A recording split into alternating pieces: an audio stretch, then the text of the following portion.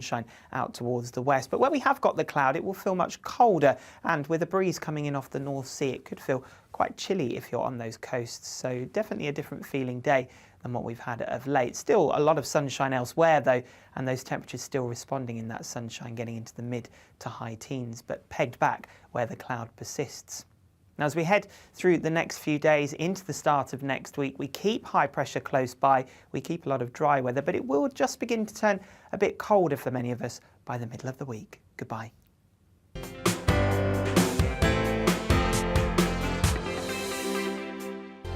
GB News is the UK's home of discussion and debate from all perspectives. To stay up to date on the latest stories, make sure that you subscribe to the GB News channel right here on YouTube. You can watch us live 24/7 across the whole world. You can also check out exclusive content and catch up on previous episodes of your favourite shows. Every day, we ask the questions that you'd ask, so why not add your voice to the conversation in the comments section? Don't forget to subscribe. We are GB News, Britain's news channel.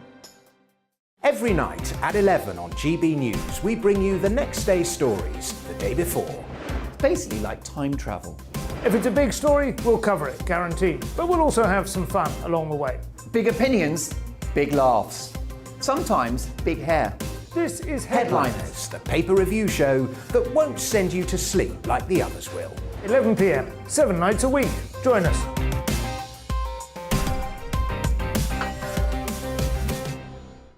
Hello there, I'm Eamon Holmes. And I'm Isabel Webster. And we hope you can join us for Breakfast with Eamon. And Isabel. You make me laugh out loud, belly laugh. Is that important first thing in the morning? Yeah, absolutely. And there's me trying to be deadly serious. News is a serious business. Yeah, I have to rein you in sometimes. Well, it doesn't stop us laughing at it. It doesn't stop us having an opinion on what's going on. Yeah. And it certainly will not stop us reflecting what you think. Weekdays from 6 to 9:30 on GB News. I'm Dan Wootton. Join me Monday to Thursday from 9 to 11 for the feistiest and most fun news debate on TV, where free speech reigns. I'll bring you a sharp take on the day's biggest stories, bombshell newsmaker interviews, and A-list guests. And I guarantee you, no spin, no bias, no censorship, and no reason to go to bed. That's Dan Wootton Tonight, Monday to Thursdays from 9 on GB News.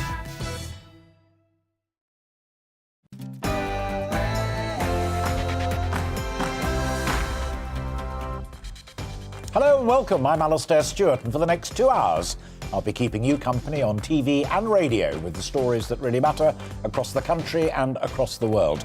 2 huge stories today. Has Russian President Vladimir Putin blinked? And following the spring statement, has battle recommenced in Downing Street? From Kiev, I'll be joined by the Klitschko brothers, and here by Peter Lilly, Ian Duncan-Smith and Charles Lewington to unpack it all. But first, let's bring you right up to date with all of the news. Here's Bethany Elsey.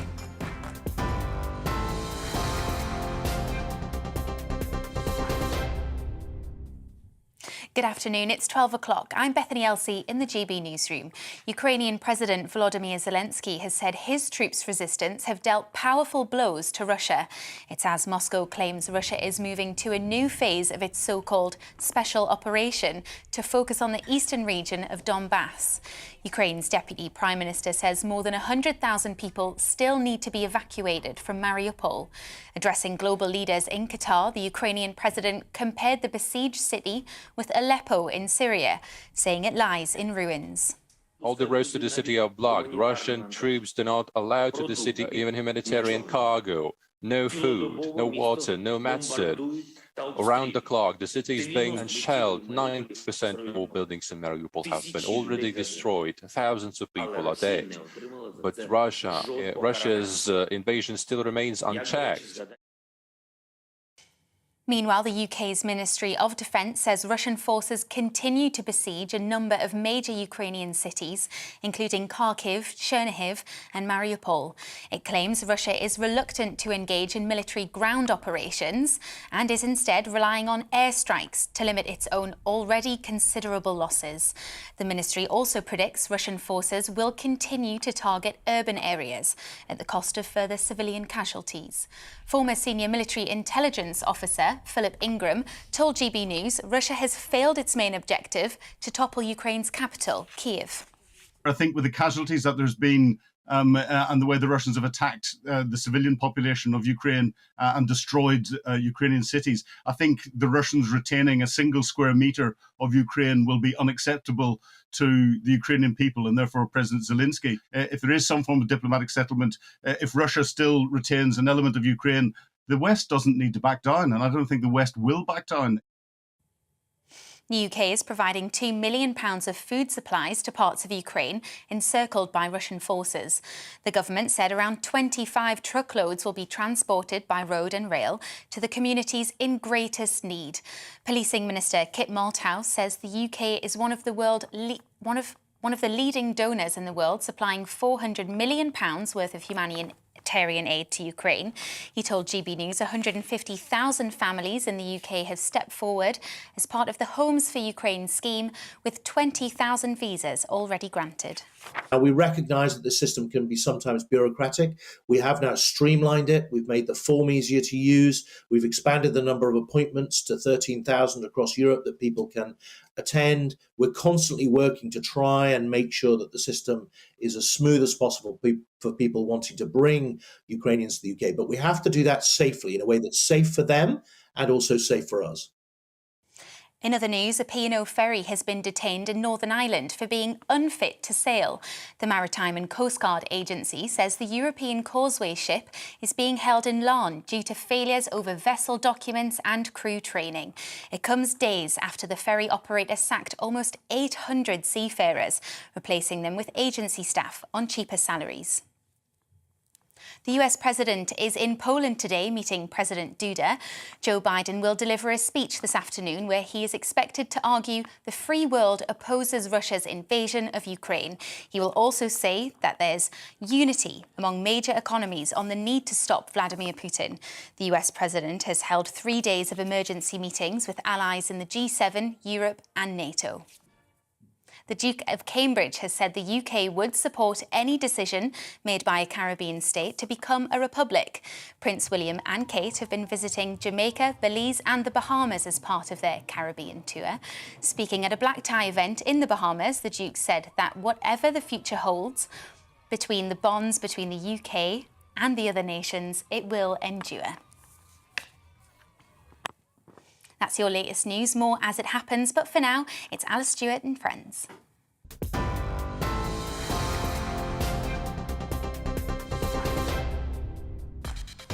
Bethany, thank you very much. Coming up this afternoon on Alastair Stewart and Friends, Chancellor Rishi Sunak gave his spring statement this week.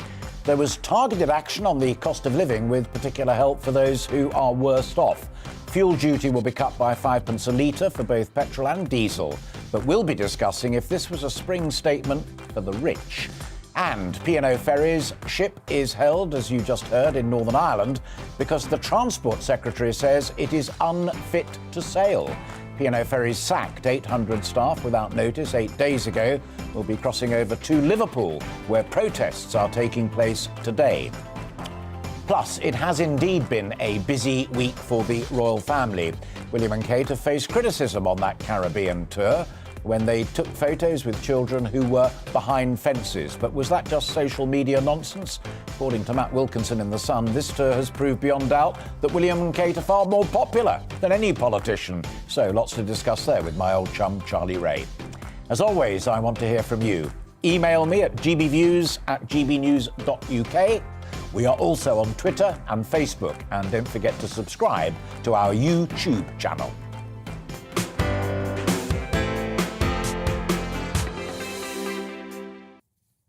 So let's get started. What on earth was Rishi Sunak playing at with his spring statement?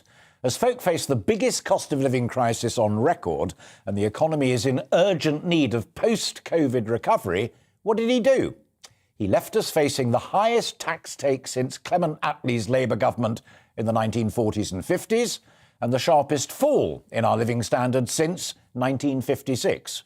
Yes, as I've just said, he raised the amount that people could earn before they pay national insurance, but then raised the rate at which you start paying national insurance. He promised a 1p cut in the basic rate of income tax in 2024, but stuck with the freeze in the allowances. That's the amount that you and I can earn before we pay basic and even higher rates of tax. That means that more low-paid workers are going to be paying tax, and more middle earners will be paying higher and even top rates of tax. He gave business a bit for research and development, but he stuck with his plan to raise their corporation tax rates from 19% to 25% by 2023. He also sat down with around £50 billion in his war chest, money that he could have given back to us, the taxpayers, because that, ladies and gentlemen, is where it comes from. If his master plan is to give most of it back to us just before the general election, I would venture that that might just be bad politics, because we'll all have gone through a pretty torrid 2 years before we get there. It strikes me it was potentially anti-earner, anti-business, with not enough for the real poor, and yes, probably it was cack-handed electioneering. I have a great panel to discuss this. Put me right, agree with me, or take me down other roads, and we want to know what you think too. Is he wisely, cautiously telling us, I can't solve all of the problems, or has he just created a whole new raft of problems? Email me your thoughts at gbviews@gbnews.uk, tweet me, or post your thoughts on Facebook. And as I said a moment ago, don't forget to subscribe to our YouTube channel.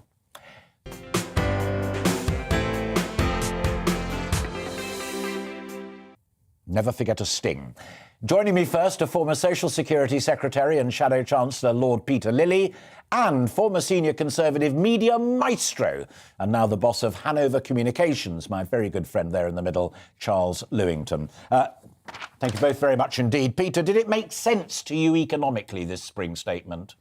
Well, you've got to remember I'm a former Treasury Minister, and when you become a Treasury Minister, a little chip is implanted in your brain which makes you sympathetic to any Chancellor who tries to reduce the deficit. But I must admit I wouldn't have gone quite along the lines he has gone. I think it's rather odd to raise taxes and announce reduction of taxes in the first, subsequently. Why not just not raise them at all in the first place? Take advantage of some of the increased revenues, more than he anticipated last time, to ease the flow to the longer term. He's right, however, to focus on the longer term and say that ultimately we can only pay for these things if we have a more productive economy. So some of the changes he's announced or hinted at on that front of increasing productivity will, in the long run, be more important than anything he does in the short run. Sure. You have very big businesses at home and abroad on your client base at Hanover, and you don't have a Treasury chip. The chip that you may still have is the one that helps politicians get the message across. The morning after, people were saying, and I quote, "Who the hell is doing Rishi's PR?" So the mystery to me is that we spent, Peter will correct me, 200 billion rescuing the UK economy during the pandemic. But both Boris and Rishi, ever since, seem strangely reluctant to remind everybody that that's what they did, and also to tell the world that we need to pay it back. Yeah. So along comes another global crisis, largely outside Rishi's control, and he's seen, as a consequence, to be tinkering around the edges. I agree with Peter about the contradiction about raising taxes and promising to lower them at the same time. I don't see the sense of that, but there is a reason why they're going to incur a lot of political pain by raising national insurance, and that is to deal and to partly pay back the money that we spent in such large quantities during the pandemic. So in a way, I think they're making, both he and Boris are making rods for their own back. Yeah. Do either of you, perhaps Peter first and then Charles, go along with this Telegraph story this morning that Boris Johnson and the number 10 team said to Rishi Sunak and the number 11 team, got to do more, particularly on energy. And Rishi and his people said, no, this is what it is. I mean, they didn't repeat the point that Charles has just made, that we've already spent billions helping out. Do you believe that schism? If it exists, it is one of the great weaknesses of government when they start leaking that one person proposed one thing and the Chancellor said no, or vice versa. What is a weakness of this government is too many people in number 10 talking to too many journalists. And Charles in the past was masterminded getting control of the message and making sure there's one message goes out. So whether it's true or not, I don't know, but it shouldn't have been made public. Do you believe it? Well, there's always been a tradition of Rishi's people and Boris's people briefing heavily against each other. And they do all talk, and people inside Number 10 who abhor this type of behaviour are horrified that the speed with which private meetings leak out to journalists, sometimes within an hour or 2 hours. So whenever I read these stories, I tend to think this is advisors knocking chips off other advisors rather than necessarily the two men. I'm told that the relationship between them at a personal level is very good.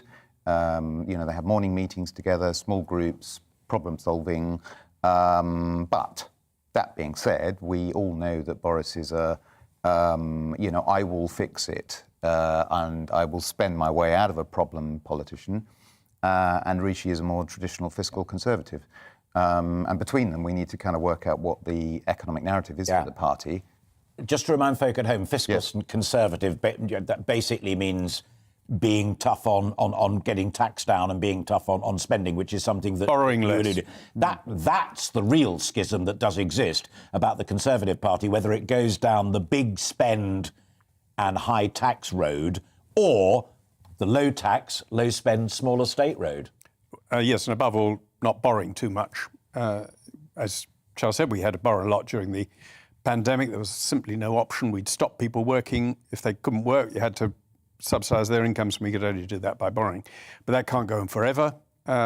So I've got some sympathies with Rishi trying to bring down the borrowing, but it's coming down faster than he thought was essential, and that gives some leeway. Of course, there will always be discussions between the Prime Minister and the Chancellor, and the Prime Minister will say, well, do we have to do that? It's unpopular. And the Chancellor will say, yes. And they reach an agreement, and it's the agreed policy which should be made public, not the fact there was a discussion beforehand. One of the standout points in the speech itself for me was when he emphasised the fact that interest on existing borrowings, let alone anything that everybody else is crying out for left, right and centre, is £83 billion, which is more than many departmental budgets, which are all frozen, incidentally, including defence.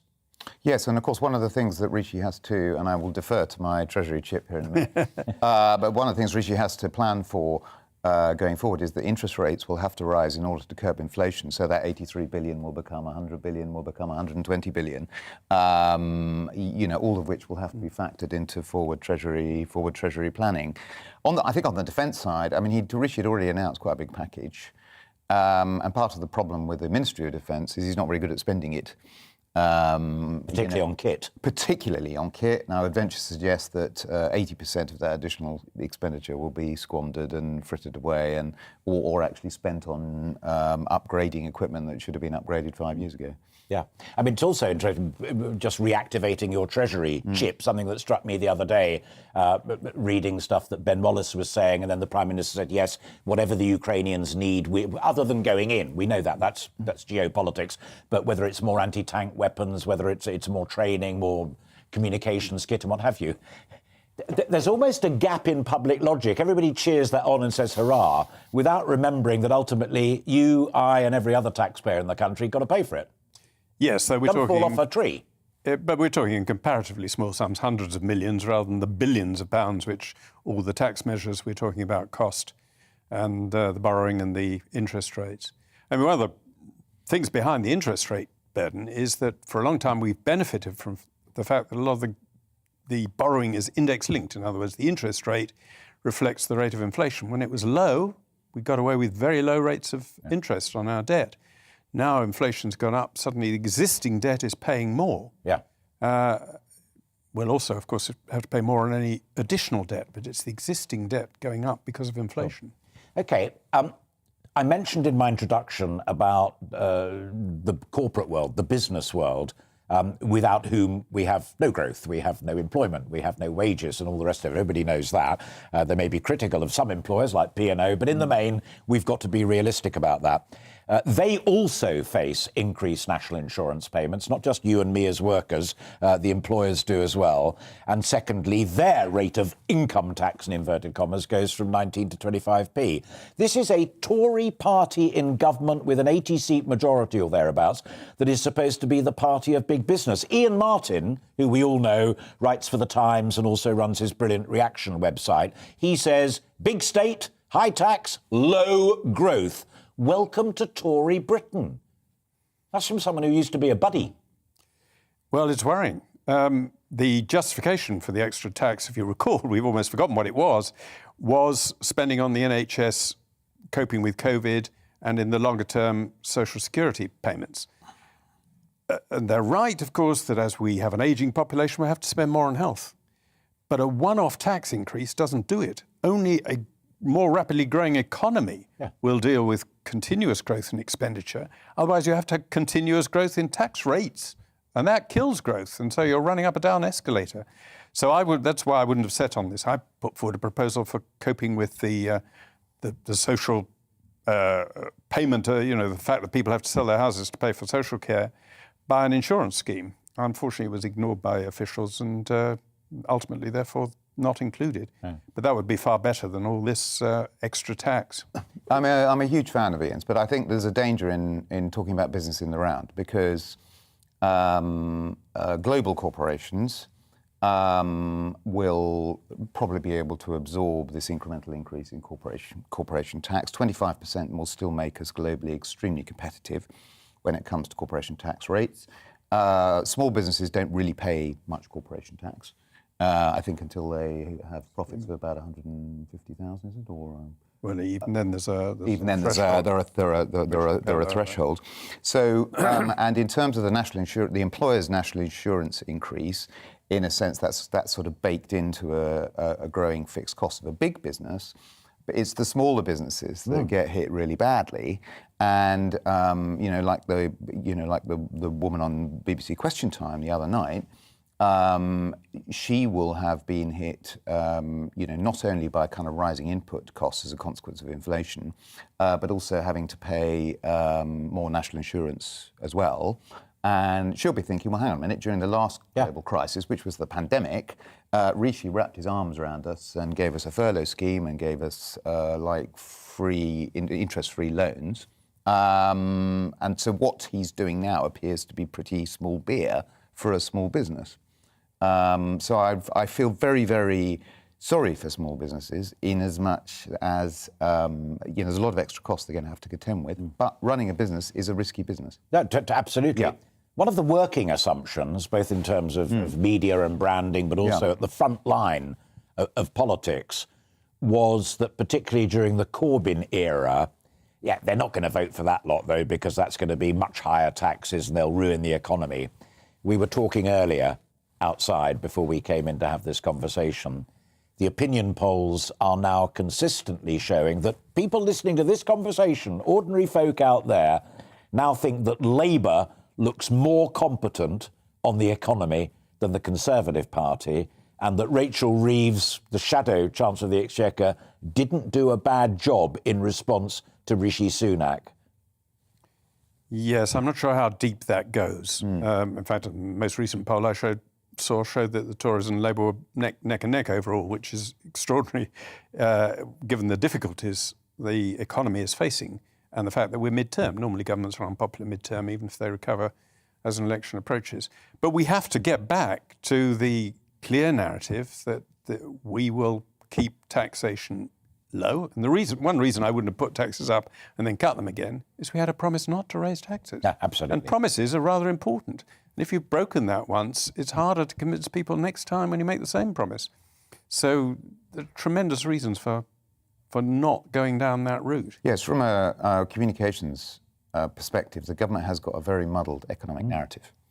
And going back to my point about the pandemic, they threw money at the economy, and now they're not in a position to do the same thing. So what is our economic story?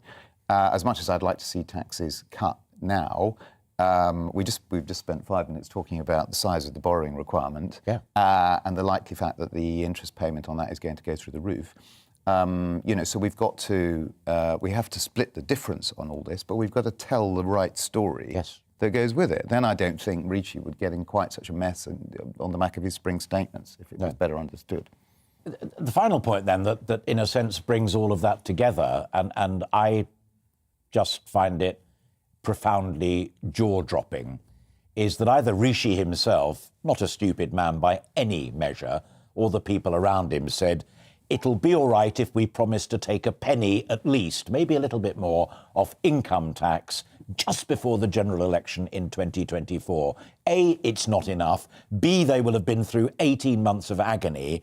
And C, if you can do it and we need it, why not do it now? It just doesn't seem to make good economic sense or political sense. No, I think the messaging of it was ridiculous, actually, because all he would have needed to do, and what Tory chancellors would have done traditionally, is said, I fundamentally remain a low-tax chancellor, and it is my intention to bring down the tax base of the country before the general election. But just at the moment, we have to deal with this big issue.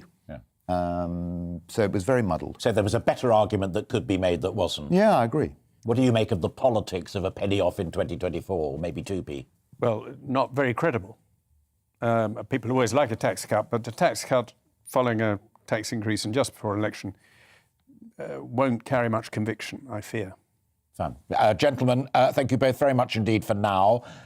We'll be coming back at 1 o'clock to talk a little more about that, and also about the little list and whether the welfare state itself is also a suitable case still for treatment with Peter Lilly. And Charles, thank you. Lovely to see you. And you look too. forward to talking to you again in half an hour or so. Thank you. You are watching and listening to Alastair Stewart and Friends. Lots more coming up on today's programme. Next, we'll be crossing over to Liverpool as promised, where protests organised by the RMT, that's the Rail and Maritime Trade Union, are taking place over the dismissal of 800 P&O workers. But first, let's bring you up to date with the weather. Looking ahead to this afternoon, and the UK is looking settled and sunny with light winds for most, although cloudier for northern Scotland. Let's take a look at the details. A dry and sunny afternoon for the southwest of England, although breezy, especially along the south coast. Feeling warm in the sunshine though, with highs of 16 to 18 Celsius. Plenty of warm sunshine for London and the southeast. Here the winds will be light, with afternoon temperatures climbing more widely to around 18 Celsius. For South Wales, the afternoon will be fine, dry and sunny, although breezy temperatures climbing to a very warm 17 to 18 Celsius there. Also a warm and largely sunny afternoon for the northwest of England, with light winds and temperatures widely reaching 16 to 19 Celsius. We could even see a few locations reach 20 Celsius there this afternoon. It will be a similarly fine afternoon for Newcastle and the northeast of England. Plenty of sunshine, a little cloud, and away from the coast, highs of 15 to 16 Celsius. The fine and settled weather continues this afternoon for Glasgow and southern Scotland, with light winds and plenty of sunshine on the cards. Temperatures will peak at between 15 and 18 Celsius. It'll be a lovely sunny day for Northern Ireland. Again, afternoon temperatures could reach 15 to 17 Celsius, staying largely settled through into the evening, and that's how the weather is shaping up.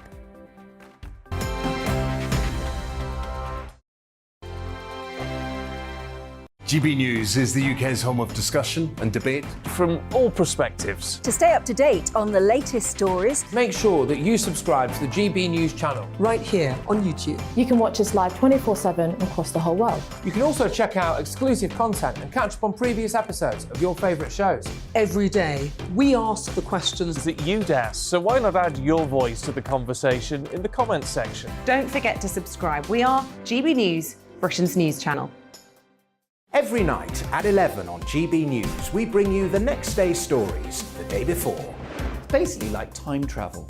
If it's a big story, we'll cover it, guaranteed. But we'll also have some fun along the way. Big opinions, big laughs. Sometimes big hair. This is Headliners, the paper review show that won't send you to sleep like the others will. 11 p.m, 7 nights a week. Join us.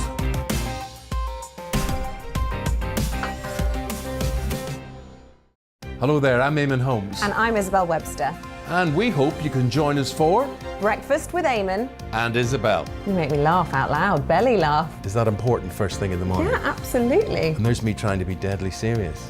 News is a serious business. Yeah, I have to rein you in sometimes. Well, it doesn't stop us laughing at it. It doesn't stop us having an opinion on what's going on. Yeah. And it certainly will not stop us reflecting what you think. Weekdays from 6 to 9:30 on GB News. I'm Dan Wootton. Join me Monday to Thursday from 9 to 11 for the feistiest and most fun news debate on TV, where free speech reigns. I'll bring you a sharp take on the day's biggest stories, bombshell newsmaker interviews, and A-list guests. And I guarantee you, no spin, no bias, no censorship, and no reason to go to bed. That's Dan Wootton tonight, Monday to Thursdays from 9 on GB News.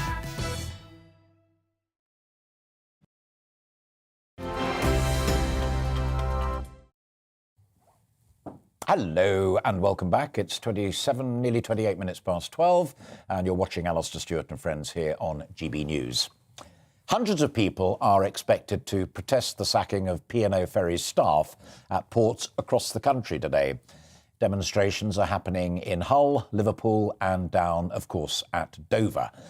It comes as the Maritime and Coast Guard Agency seized the P&O ship European Causeway under safety concerns. Well, let's now go to our correspondent Will Hollis, and Will is there live for us in Liverpool.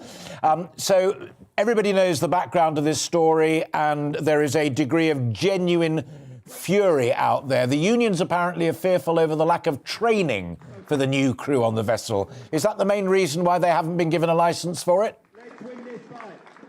Yes, certainly. So this is a story that's been going on for 8 days now. You can see the day of action just behind me here in Liverpool, as you said, Hull, Dover as well. This is just one of the protests where you've got hundreds of people down here. The RMT, the Rail, Maritime and Transport Workers Union, has been saying for the last week that they are concerned about safety. They have been raising alarms over worries about whether these new agency staff are going to be well trained, if they are going to be up to the job that these 800 people have been doing for most of their lives, for decades. A lot of experience behind them. But today, last night even, we saw the conclusion from the Maritime and Coast Guard Agency that they said that the ship, the European Causeway, docked in Larne in Northern Ireland, would not be able to continue any of its routes. It runs a route to Scotland in Cairnryan on a couple of different reasons. The main reasons were due to training of the new staff that were working there and safety on the vessel, but another reason was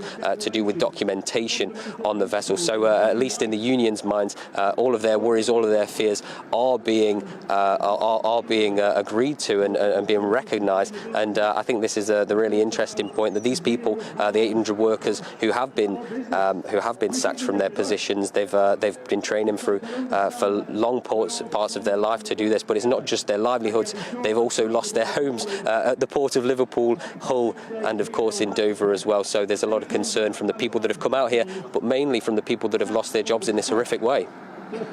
Just while you were getting towards the end of that answer, Will, people on television were seeing pictures of the European Causeway. I'm just saying that for folk who are listening to the conversation on radio, and you referred to it. The key point there is that it's between Liverpool, part of the United Kingdom, and Larne. It's within that jurisdiction. In terms of colleagues down in Dover and elsewhere, where it's across to France or to Rotterdam or wherever it might be, do those same safety regulations apply? Because I know the minimum wage issue doesn't apply, but presumably the safety regulations are the same for any P&O ship, wherever it's plying its trade.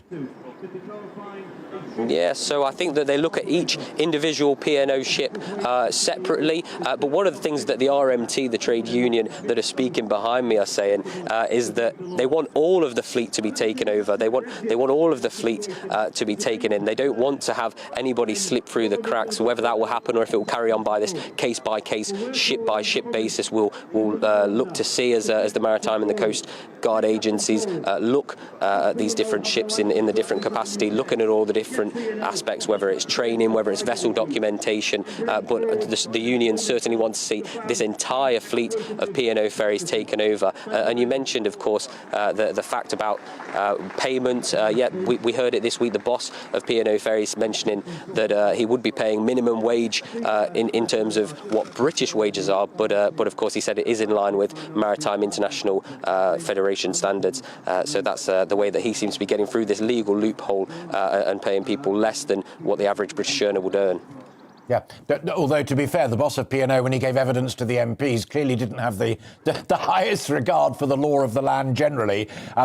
What's the buzz on the ground amongst those people who you've been talking to or at the demonstration, that you've got both the RMT and the TUC itself threatening legal action against P&O, and the Prime Minister saying it looks as if they've probably broken the law and that action should be taken? I mean, are they risking a sense of optimism that they might just win this one?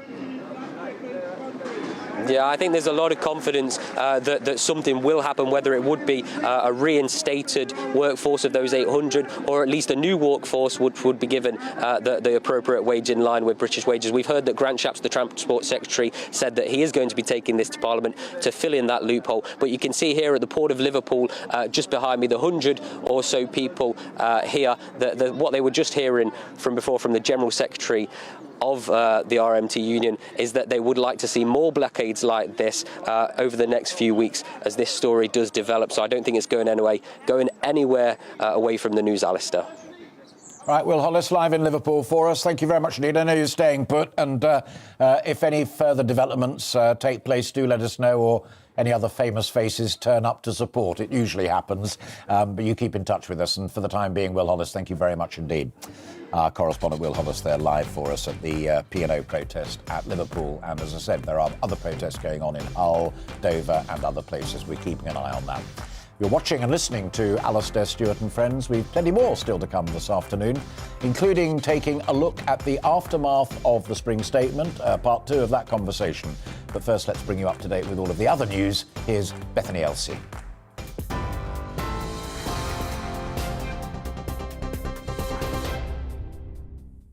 Thanks, Alistair. Good afternoon. It's 33 minutes past 12. I'm Bethany Elsey in the GB newsroom. Russian forces have taken control of a town in Ukraine where workers at the Chernobyl nuclear plant live. The governor of Kyiv said residents had protested in the centre of town, with Russians firing into the air to break it up and throwing stun grenades into the crowd. It follows Ukrainian President Volodymyr Zelensky saying his troops' resistance have dealt powerful blows to Russia. Meanwhile, the Russian Defence Ministry has released this footage of what it claims was the launch of cruise missiles at targets in Ukraine. Russia says the missiles hit a military target in the east of the country. The UK is providing £2 million of food supplies to parts of Ukraine.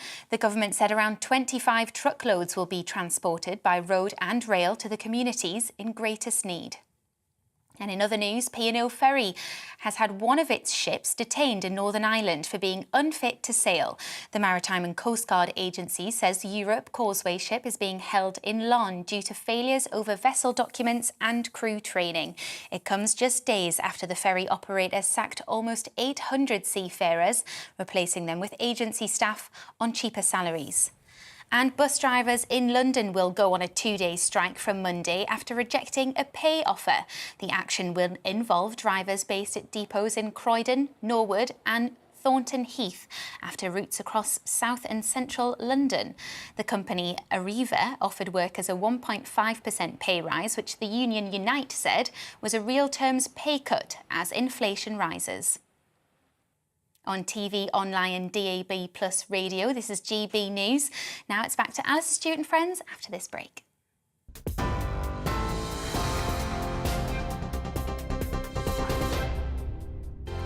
GB News is the UK's home of discussion and debate from all perspectives. To stay up to date on the latest stories, make sure that you subscribe to the GB News channel right here on YouTube. You can watch us live 24/7 across the whole world. You can also check out exclusive content and catch up on previous episodes of your favourite shows. Every day, we ask the questions that you'd ask, so why not add your voice to the conversation in the comments section? Don't forget to subscribe. We are GB News, Britain's news channel. Every night at 11 on GB News, we bring you the next day's stories the day before. It's basically like time travel. If it's a big story, we'll cover it, guaranteed. But we'll also have some fun along the way. Big opinions, big laughs. Sometimes big hair.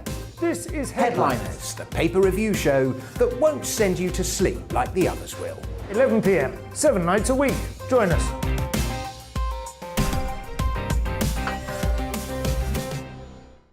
Hello there, I'm Eamon Holmes. And I'm Isabel Webster. And we hope you can join us for Breakfast with Eamon. And Isabel. You make me laugh out loud, belly laugh. Is that important first thing in the morning? Yeah, absolutely. And there's me trying to be deadly serious.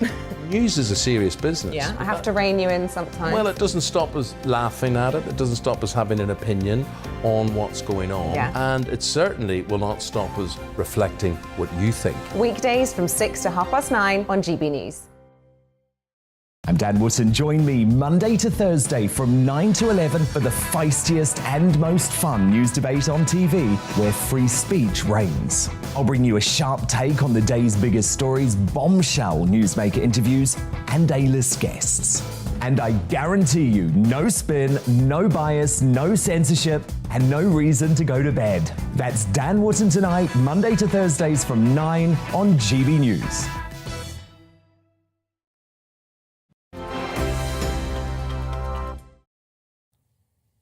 Welcome back. It's just coming up to 1, and you're watching and listening to Alastair Stewart and Friends here on GB News, TV and radio. Now, we began the programme talking about the Spring Statement. Let us continue with it. One of the biggest criticisms of that Spring Statement was that it simply didn't do enough to help those who faced the worst of the cost of living crisis. There was no increase in universal credit. And while some of the working poor can earn a little bit more before national insurance kicks in, many will then face a bigger tax take overall. But when Rishi Sunak said, quote, "I can't solve everything," I just wondered if he and perhaps successive governments since the welfare state was created back in 1945 have tried to do too much. Peter Lilly's little list that we touched upon last week of benefit abuses never really was fully addressed, and like a snowball, the welfare state has just grown and grown. So if we really do face tough times, is it also tough time for tough choices? Be coming to that in a moment. But let's go back to the main theme of the statement as well. And I'm delighted to welcome to the programme to join me and Charles and Peter, who are still here. Sam Collins, there he is. Sam is the Senior Policy Advisor at the Institute of Economic Affairs. Good to see you. We had a great conversation earlier on, and Peter was saying concerns about borrowing, and Charles was saying concerns about growth and stimulating the economy and tax cuts and the rest of it. What do you reckon was the central policy objective of Rishi Sunak's Spring Statement? I think the central policy objective was to set course for where the government is going over the next probably 4 or 5 years. There is so much that the government will need to do to promote growth, to get down the deficit, to cut debt in the longer term. And there's Chancellor, I think, did a pretty good job, albeit pretty small scale, of showing a roadmap of how he was going to get to a smaller state. And, I mean, it hasn't landed well, but you have to approve of that. Well, I'm suddenly reminded by that remark that hasn't landed well, that all budgets, and this is a sort of budget, which are well received on the day, turn out to be a disaster. And sometimes the reverse is the case. This wasn't well received by any standards with all the headlines it evoked. Maybe there are more good things in it than bad, even though, as I say, I wouldn't have gone along the route of raising taxes and then cutting them. We'd just not have raised them in the first place. Yeah. And when he uses, Charles, that expression, didn't land well, I mean, that is branding, that's PR and what have you. But Sam's optimistic that it might be the right roadmap. It just wasn't terribly well sold. It felt terribly sort of short-term, which I think is a feature of the fact that when it comes to support for energy prices, whether at the pump or whether in the home, it's very difficult for a Chancellor of the Exchequer to promise the earth, because the wholesale price and indeed the pump price may well come down in 6 months' time. And it would have been difficult for him to then put the tax back up. So I think that's why that came across as being a bit sort of short-changing, even though there was sensible thinking that sat behind it. The expectation management in the run-up to the Spring statement was very poor. We were led to believe that there was going to be something quite big. Indeed, some of the Chancellor's own people were going around the night before saying that there would be more of substance in it than was in fact the case. which didn't turn out to be the case. Aside from the future cut in income tax, so I don't think that was all handled terribly well. Let me bring Sam back in again. And then at that point, so the reaction to what you were saying there in that first answer. But the other thing, Sam, that we talked about a little early on, and I nicked it from Ian Martin, who wrote a piece for his own reaction website this morning. He says it runs the risk of leaving us looking like as a country that is anti-earner, anti-business and less than helpful to the poor, despite being high tax, low growth Tory Britain.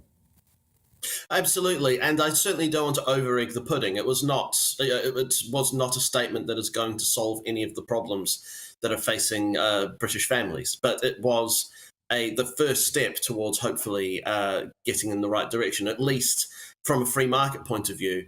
Very happy not to see huge new amounts of government borrowing and for spending on government programs, for example. So I think that there is a lot that needs to be done, and specifically around going for growth. And I think the Chancellor probably missed a bit of a trick by not putting in place some of the things, signalling some of the things that he might want to do in the future. So one example that came to mind was looking at announcing a review, root and branch, of all the areas where the government raises the cost of living, and how so that maybe in a year, 2 years, when there's a bit more fiscal headroom, the government can look at stripping back some of those unnecessary regulations, maybe unnecessary spending, look at how we can simplify the tax system so that the average family ends up paying less without massively destroying the government budget. Thank you for that, Sam. Perfect segue to what I wanted to ask Peter Lilly about. I'd add to that list, your little list, because it's not only what government's responsible for. The Institute of Economic Affairs, Mark Littlewood, was on the programme the other day saying 30% of what we all have to pay, we have no choice, is taxation. But a huge amount of our tax goes on running a welfare state that, despite Ian Duncan Smith's universal credit and other minor reforms, the fundamental list of rip-offs and cons has not been addressed since you said all those years ago it needs to be addressed. No, I think it has been, but it's a bit like the Forth Bridge. You have to keep, when you finish painting the Forth Bridge, you have to start again. People will always find ways of exploiting the welfare system, and you have to keep on top of it and wage back. But actually the real problem is not those who deliberately exploit it, but those who get trapped on welfare, get disillusioned, get demoralised, get habituated to living a very low standard of living and don't really try to get back on. Getting them back into work not only saves the taxpayer money, it's much better for their morale and self-respect. And we have done a lot. That's why we have a lower rate of unemployment than most countries. That divisiveness, when I tweeted this a few days ago, immediately after the spring statement, and people piled in on my social media saying, blooming right, I've got kids who work their whatsits off and are really trying hard to keep a job down and pay their rent, and they just see buddies who are, oh, it's all right, I can go and get the benefit and what have you. Even if that's not true, it's an attitude that really splits the country. Yeah. And quite rightly, anybody who's deliberately exploiting the system doesn't deserve our respect. But equally, people who become redundant through no fault of their own and then get onto the benefit system and find it difficult to get off, and the longer on it, the more difficult it is, it's them we should be putting pressure on to get off as quickly as possible, even if it's not the permanent job they want, because that brings their self-respect, it gives them the work record, it makes them then go easier for them to go on to the sort of job they really want to get back. Absolutely.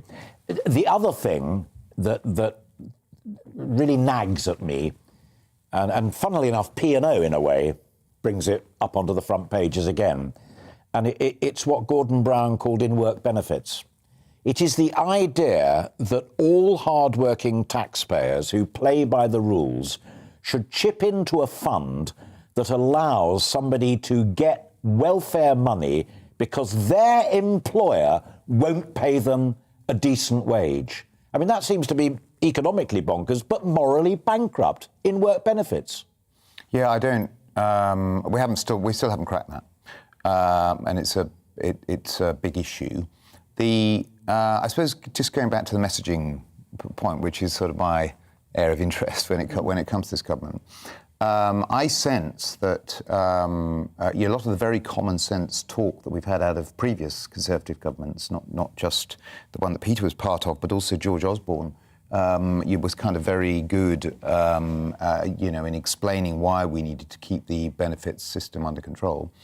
I think we've lost that. Yeah. And I sense, particularly in number 10, there's a sort of nervousness that quite a lot of new red wall Tories may well be on benefits. Well, but one of Cameron's big things, George Osborne's partner in crime or in progress, one of Dave's great points was, if you really need it, because you're of a certain age or you're disabled or whatever, the state should go hell for leather to make sure that you get it. But equally, if you're at it, the state should go hell for leather to make damn sure you don't get it. But the state, and I come back to this, during the pandemic, threw its arm around everybody, and it threw money at everybody. And there's a sort of an expectation now that whenever we hit problems, either of a local economic or of a global nature, the state will step in. Yes. And the government's on the hook for this, and it's got to find a narrative and a way of getting out of it. I'm asking my control room people, can I get Sam back in again? Good, because I got a message that we had a little hiccup. Sam, I want to bring you in on that because it's a nice circularity to it. I want to hear you guys at the Institute of Economic Affairs and the Taxpayers Alliance and other pressure groups that aren't members of parties and don't run brilliant companies like Hanover Communications say we need to have a little look at this as well. It's not just those bits of money, as you said a moment ago, that the government takes from us. It's those bits of money that the government gives to lots of other people that we all pay for. When are you going to get on that horse? Well, it's something that we've been working on for about 66 years now. So, I mean, we have been putting the word out there for a while. Unfortunately, parliamentarians haven't been listening, and with the honourable exception of Peter Lilly, who's joining you there. But I do think that you're right, that it is incumbent upon us on the free market organisations to really get out there and sell this and try and change the climate of ideas. Because politicians, I mean, listen, they have to go where the public are to a point. You can only stick your head so far above the parapet before you get before something very nasty happens to you. Do you honestly think, Sam, that Margaret Thatcher would have made the same analysis? You've got to go with what the public want. When she came in 79, raised taxes to clear the deficit, dismantled trade union powers, cut taxes under Nigel Lawson. It wasn't necessarily doing what the public might want. It was doing what was called the right thing. True, but I think we need to remember that Margaret Thatcher, in her first year or two, bowed to union demands for higher wages. It wasn't until she was ready, until she built up, for example, the coal reserves that allowed Britain to get through the strikes, that she was strong enough to take those actions. So I think we need to be a little bit kinder to politicians. But frankly, we could do more to change the climate of ideas. And I think GB News is fantastic for helping push those messages. We'll have that conversation at greater length. I think it's one of the most important subjects of the day. I really do. Government not only doing the right thing on what it has to take from us to do things like defend us and police us and the rest of it, but what it gives away is an urgent conversation. For the time being, Sam, thanks very much indeed. A final word on that, and actually I'm going to go in reverse order, because Sam does make a really important point, and you were there in the John Major days, but you knew the Thatcher days intimately as well. She was a strategist. She knew where she wanted to go from the A of the winter of discontent all through that decade of making Britain better. Does this lot have a strategy? No, well, I don't think they do. Boris clearly wants to spend his way out of whatever problem he is in, and it doesn't sit terribly easily with the straitened economic circumstances that we find ourselves in. So they've got to come up with a narrative that makes sense and is a Tory narrative. And it's been missing, I think, from this government for about the last 2 years. It's not too late to fix it, but it is missing. My final point, I think, Alistair, is that we've spent quite a lot of time kicking Rishi. It's not is not easy. Everyone said it was going to be a tough time for him. Business is hugely innovative, and it will find a way through this. And I reckon economic growth will be higher than the ABR is predicting. All right, fine. I'm going to have to stop it there. Right. I've just been told, I do beg your pardon, but you come back sometime. I'm going to put you and Sam together and we'll have that real debate, which is so important. Great for you to make your debut, and I hope that you'll come on again sometime. Thank you for inviting me. And love to the family when you get home. Yeah. Peter, as always, thank you very much indeed. You are watching and listening to Alastair Stewart and Friends. I'm delighted to say we've lots more coming up on the programme this afternoon. Will Kate and William's Caribbean tour coming to an end, with Kate Williams' Caribbean tour coming to an end. One thing has been made crystal clear: they are far more popular than any politician. But what about the Commonwealth, and what about Her Majesty as head of state in Commonwealth countries? We'll be catching up with Charles Ray about all of that and more next. Plus, don't forget that at 1 p.m. I'm delighted to be joined by not one but two Klitschko brothers to discuss the latest in Ukraine. First, your weather. Looking ahead to this afternoon, and the UK is looking settled and sunny with light winds for most, although cloudier for northern Scotland. Let's take a look at the details. A dry and sunny afternoon for the southwest of England, although breezy, especially along the south coast. Feeling warm in the sunshine though, with highs of 16 to 18 Celsius. Plenty of warm sunshine for London and the southeast. Here the winds will be light, with afternoon temperatures climbing more widely to around 18 Celsius. For South Wales, the afternoon will be fine, dry and sunny, although breezy temperatures climbing to a very warm 17 to 18 Celsius there. Also a warm and largely sunny afternoon for the northwest of England, with light winds and temperatures widely reaching 16 to 19 Celsius. We could even see a few locations reach 20 Celsius there this afternoon. It will be a similarly fine afternoon for Newcastle and the northeast of England. Plenty of sunshine, a little cloud, and away from the coast, highs of 15 to 16 Celsius. The fine and settled weather continues this afternoon for Glasgow and southern Scotland, with light winds and plenty of sunshine on the cards. Temperatures will peak at between 15 and 18 Celsius. It'll be a lovely sunny day for Northern Ireland. Again, afternoon temperatures could reach 15 to 17 Celsius, staying largely settled through into the evening, and that's how the weather is shaping up.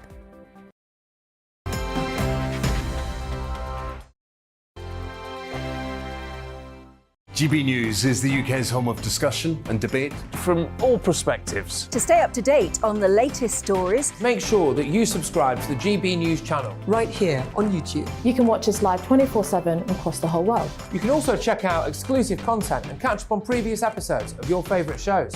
Every day, we ask the questions that you'd ask, so why not add your voice to the conversation in the comments section? Don't forget to subscribe. We are GB News, Britain's news channel. Every night at 11 on GB News, we bring you the next day's stories the day before. Basically like time travel. If it's a big story, we'll cover it, guaranteed. But we'll also have some fun along the way. Big opinions, big laughs. Sometimes big hair. This is Headliners, the paper review show that won't send you to sleep like the others will. 11 p.m, 7 nights a week. Join us.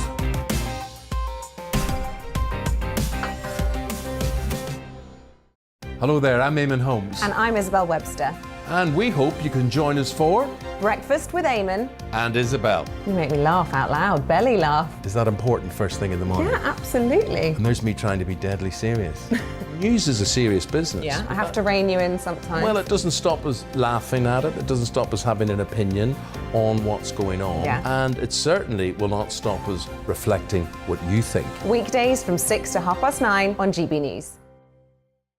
I'm Dan Wootton. Join me Monday to Thursday from 9 to 11 for the feistiest and most fun news debate on TV, where free speech reigns. I'll bring you a sharp take on the day's biggest stories, bombshell newsmaker interviews, and A-list guests.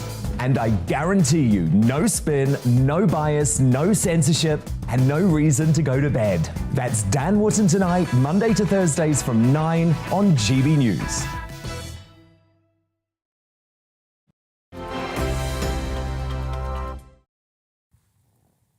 Welcome back. Just gone 5 to 1. You're watching and listening to Alastair Stewart and friends here on GB News. Duke and Duchess of Cambridge's tour of the Caribbean's come to an end. The trip raised a whole lot of questions. A new Commonwealth, perhaps, as it enters a new era, with senior royals at the helm or not. The Sun newspaper quoted today that one thing is very clear, however, Kate and William are far more popular than any politician. However, the Times leader says maybe the Commonwealth will endure, but Her Majesty and heirs and successors as head of state may not. Joining me now is Charles Ray, former royal correspondent at the Sun newspaper, from whom I just quoted.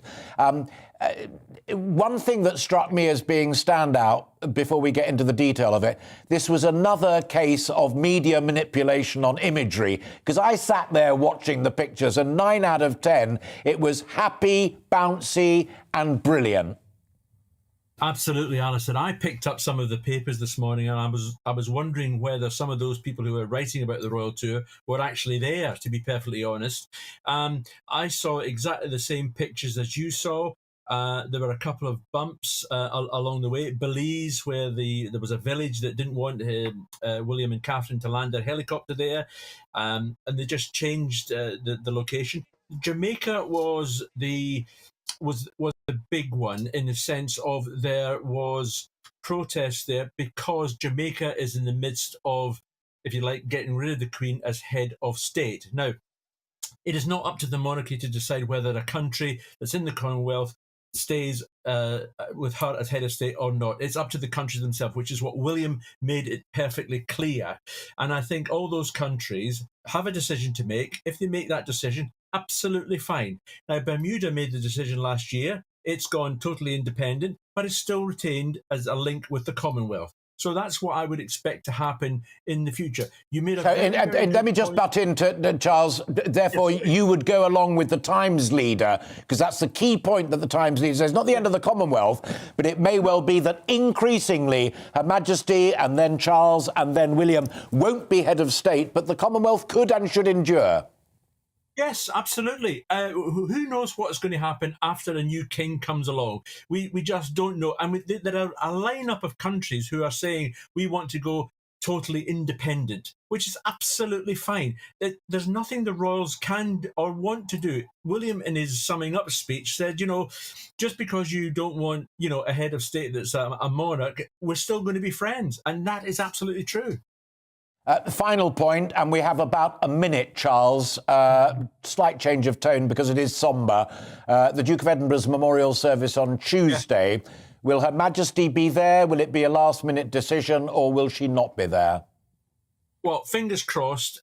We hope she's going to be there. It will be a last-minute decision. I saw a picture of her the other day with almost like a shepherd's pole that she was leaning on. Broad smile on her face. She looked fantastic, and I'm sure wild horses wouldn't stop her being there if it's at all possible. And I think it will be a fine tribute to the great man. Good to talk to you, Charles. Always welcome any time. There are other things I'd love to have talked about, like Her Majesty on the cover of Vogue, but we'll do that another time. But I want to give it a plug because it's going to be a great picture. Charles Ray, always a pleasure. Thank you very much indeed. Cheers. My old chum from the industrial correspondent days, Charles Ray, and former court correspondent of the Sun newspaper. It is exactly 1 o'clock, and you're watching and listening to Alastair Stewart and friends here on GB News. Plenty more to come. Stay with us.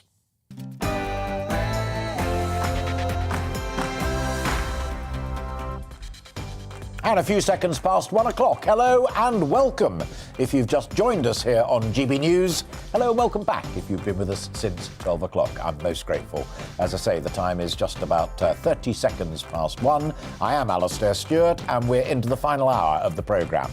I'll be keeping you company on TV and on radio, with plenty more still to come. In just a moment, I'll be speaking to the Klitschko brothers to discuss the latest in Ukraine. Plus, Sir Tony Brenton will also be joining me, former ambassador to Moscow. But first, let's bring you right up to date with the news. Here once again is Bethany.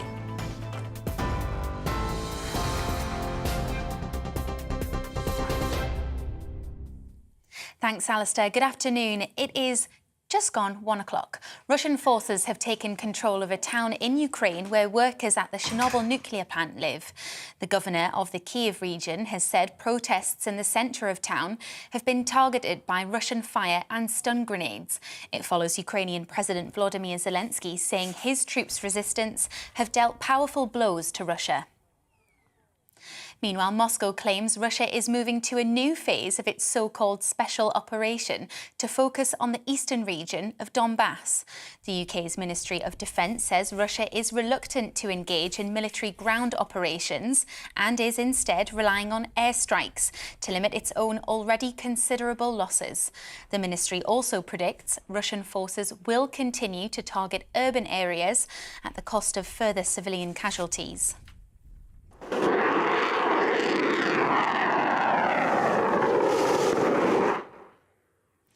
The Russian Defence Ministry has released this footage of what it claims was the launch of cruise missiles at targets in Ukraine. Russia says the missiles hit a military target in the east of the country. The US president is holding talks with President Duda in Poland. Joe Biden will deliver a speech this afternoon where he's expected to say major economies around the world are united on the need to stop Vladimir Putin. President Biden has held 3 days of emergency meetings with allies in the G7, Europe and NATO. The UK is providing £2 million of food supplies to parts of Ukraine encircled by Russian forces. The government said around 25 truckloads will be transported by road and rail to the communities in greatest need. Policing Minister Kit Malthouse says the UK is one of the world's leading donors, supplying £400 million worth of humanitarian aid to Ukraine. He told GB News 150,000 families in the UK has stepped forward as part of the Homes for Ukraine scheme, with 20,000 visas already granted. Now, we recognise that the system can be sometimes bureaucratic. We have now streamlined it. We've made the form easier to use. We've expanded the number of appointments to 13,000 across Europe that people can attend. We're constantly working to try and make sure that the system is as smooth as possible for people wanting to bring Ukrainians to the UK. But we have to do that safely, in a way that's safe for them and also safe for us. In other news, protests are taking place at UK ports over the sacking of 800 P&O ferries workers as calls grow for the company's boss to quit. A P&O ferry has also been detained in Northern Ireland for being unfit to sail. The Maritime and Coast Guard Agency says the ship is being held in Larne due to failures over vessel documents and crew training. The operator replaced 800 seafarers with agency staff on cheaper salaries just days ago.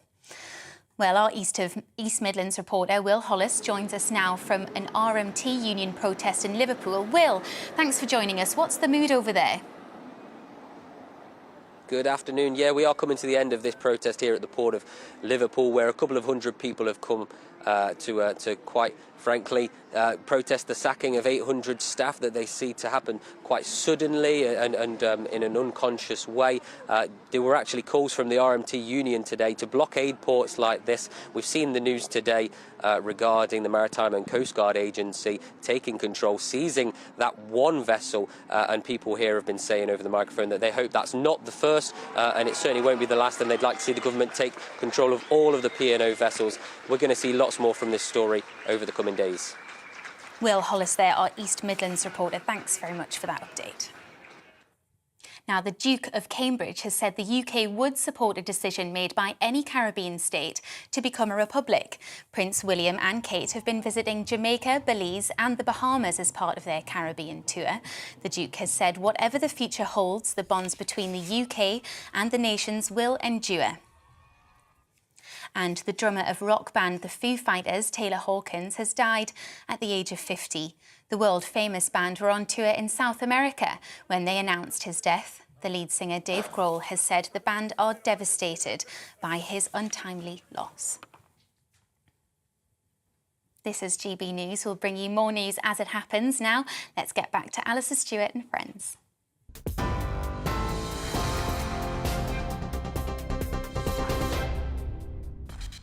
Thank you, Bethany. I am Alastair Stewart, and until 2 o'clock, I'll be keeping you company along with friends and friendly guests. Still to come shortly, I'll be joined by the Klitschko brothers live from Kiev, Vladimir and Vitaly. Both the former elite professional boxers. Now Vitaly is the mayor of Kiev. We'll be getting their thoughts on the battle for Kiev and if it's a fight that they are now winning. This year's Oscars take place in the early hours of Monday. Moving forward, there are calls to diversify nearly every aspect of a movie, from cast and crew to production, marketing, financing, distribution, and even internships. We're discussing where that leaves the famous trophy. We'll continue to explore Chancellor Rishi Sunak's spring statement that was delivered this week. Was it a budget that favoured the rich or the poor? It's left us with the sharpest fall in our living standards since 1956.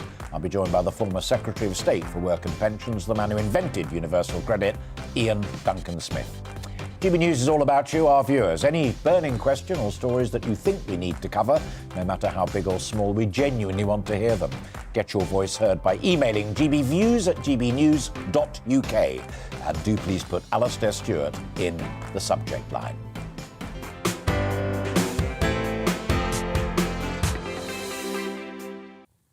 The Russian Ministry of Defense says that phase one of its military operation in Ukraine has ended. It claims that it now wants to focus on the southeast, the industrial region of Donbass and the coastal corridor to Crimea. Do you believe them? Is it another Putin ploy? And if true, what does it mean for the capital, Kyiv, and the rest of the country? I'm absolutely delighted to be joined live from Kyiv by the mayor, Vitaly Klitschko, and his brother, Vladimir Klitschko, both of whom are fighting as members of the Kyiv Territorial Defence. Gentlemen, thank you very much indeed. Vitaly, can I start with you? Do you believe the Russian Ministry of Defence when it says the focus is now on the Donbass and no longer on Kyiv? Please don't believe Russians. They explain liar every day. I want to come back to 1994, when Ukraine was third country in the world with nuclear weapons. We give up our nuclear weapons for the guarantee our independence in our territorial integrity. And after that, they occupied Crimea. And after that, Donetsk, Lugansk. And right now, the war in Ukraine, and everything what tell Russians is not truth. Vladimir, if I can bring you in at this point, and I completely take Vitaly's point about broken deals and broken pledges, is there a problem that there will be some people in Ukraine, not least in your great city of Kyiv, and to the west, who will say, this may take some of the pressure off us if it is true? If it is true, what exactly? Please identify. That Putin and his army are now going to concentrate on tidying up the Donbass and the corridor through to Crimea, but not Kyiv. Look, the target is the country, Ukraine, the capital. We cannot rely on whatever is going to be said. In the beginning, when the annexation of Crimea, just go back to what actually was done. And there is the history repeats. When Crimea was annexed and those green soldiers out there, everyone denied in Russia that any Russian soldiers were there. Later on, the President Putin has confirmed that was his special operation with annexation. If you listen carefully to the Foreign Minister Lavrov on the first day of negotiations, he said, we never invaded any country and we didn't invade Ukraine. It's not even a joke. It's just painful to see how lies can be implemented on such important level, and war where people are getting their life lost, infrastructure lost and destroyed. There are consistent lies. It doesn't matter what it is about, you cannot rely on any information. You can't. Starting from the signed papers from 1994, where Russia signed as well on integrity and independence of the Ukrainian borders when we gave up the nukes. So it's consistent lie, and there's nothing to rely on. But what we really need to do to stop this war and this senseless aggression and destruction and genocide, the special operation with denationalization, where we have president with Jewish roots, where we have Holocaust memorials in Kharkiv as today, and a couple of days ago, Holocaust memorial in Kiev, Ukraine, was attacked by Russian rockets and civilians were killed in the exact same place where in 1941 German Nazis shot 100,000 people. What kind of denationalization we're talking about? This is a complete lie, but this lie will have an end. And unfortunately, during these lies, as I said, people are getting lives lost. And Indeed. this something gonna lead eventually to an end. To an end, not just of war. What Putin's Russia is doing right now, destroying actually its own people, destroying life, destroying stability in the world, destroying nuclear power plants that were on fire. And this is something that the world needs to pay attention to. We've got 4 nuclear power plants. One of them was on fire. Over 1,000 rockets, up to 2,000 rockets were launched and landed on Ukrainian soil. There is no guarantee that one of those rockets not just gonna kill civilians, gonna hit this or those power plants. And if that's gonna be targeted and eventually exploded, the world is gonna face Chernobyl and Fukushima in multiple times. It's gonna be a disaster for upcoming 1,000 years and much more. After Second World War, no one in Europe ever tried to push the borders of one country to the other and the other way around. This senseless war and this madness, there's nothing but madness. One man's madness in Moscow must be stopped now with sanctions, isolation, with ports not receiving Russian ships, with banks not doing any business, no trade on oil and gas, just isolate Russia. There is no other way for any compromises. We must do it now. And while the war is going over a month, some of the companies are still trading with Russia and still financing this war and killing of the innocent. Let me bring Vitaly in. I didn't interrupt you there, Vladimir, because it was such a crisp, factual analysis of where you're standing. But don't get me wrong on this one, Vitaly. I want to ask you, you've both of you said that Putin is patently a liar, a man who ignores treaties, who goes back on what he's pledged in the past, not to be trusted. Vitaly, do you trust President Joe Biden and Boris Johnson when they say they will do all that it takes to protect Ukraine, although they won't give you troops on the ground and they won't give you a no-fly zone? Do you trust them, Vitaly? First of all, I want to tell thank you very much for United States. Thank you very much to Great Britain for humanitarian help, for financial help, for weapons support, what we receive right now from the country, because we stay in the front, one of the strongest countries in the world, Russian army, and we show the good result.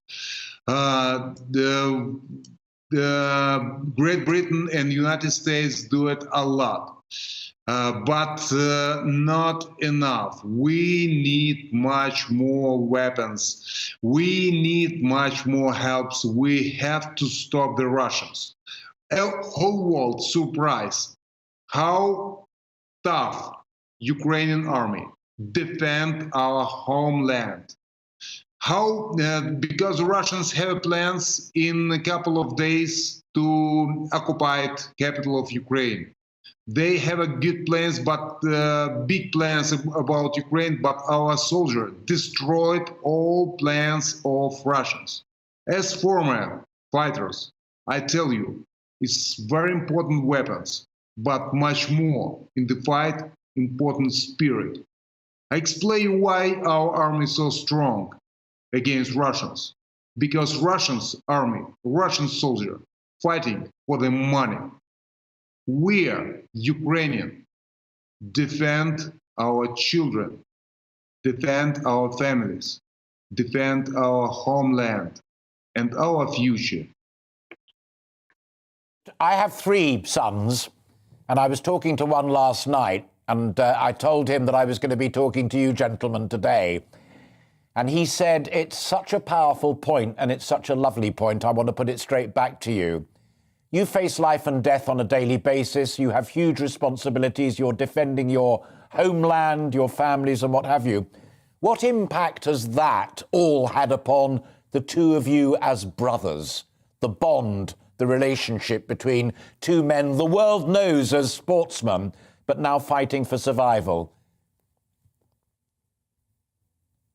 It's easy to explain. It's our homeland, our friends, our relatives, our families. It's here, and that's why we're here. We have to defend our hometown and our future. This war doesn't have rules. We see big drama. 40 million citizens, 40 million people live in Ukraine. Ukraine was always peaceful country. We live peaceful nation. We never ever was aggressive to anyone. But right now, we doesn't have another choice. We have to defend. The Russians want to bring us back to USSR. The idea to rebuild Russian empire is the main values: human rights, freedom, press freedom. What doesn't have Russia? They want to occupy our homeland. We see our future as democratic European country in European family. And that's why the reason of this war, from vision of Putin, which want to rebuild Russian empire together with Ukraine. We never go to the knee. We never give up. We defend our families. It's the main reason why we're together here. Thank you for Vladimir. He helped a lot with humanitarian help, to use his status, to have good contact around the world, to bring the humanitarian help, to financial support of our country is very, very helpful. I'm responsible to save the life of my citizens of my hometown, to deliver service, energy, water, heating. It's also, we see how big humanitarian catastrophe in Mariupol, in Kharkiv, in Chernihiv, the couple of cities, satellite city near to Kyiv, Gomel, Gostomel, Bucha, Irpin, Borodyanka, actually not exist anymore. They is totally destroyed. And we have to give support of citizens of our cities. Very important. It's very important for our family. It's very important for everyone in Ukraine, but not just in Ukraine, because we defend values and principles what have European Union, what have democratic countries. And that's why I can tell we just fighting not just for Ukraine, we're fighting also the same values what have people in Great Britain. I need to add to your question. Obviously, you feel the shoulder of each other and as siblings on one hand, but I'm proud and I feel this unity in the country with our sisters. Speaking of women that stand in arms with the men and defending the country, homes, children, freedom, and it gives us such unity and such will, and our will is stronger than any army and any weapon. Truly extraordinary. Final question. Obviously, Putin thought he was going to use your language for a knockout blow. Why do you think he failed and you've taken him 15 rounds and look like you might just win. Vladimir, Vitaly? I believe that after many years as propagandist and propaganda, you're pretty much starting to believe in your own lies. There are no fascists in this country.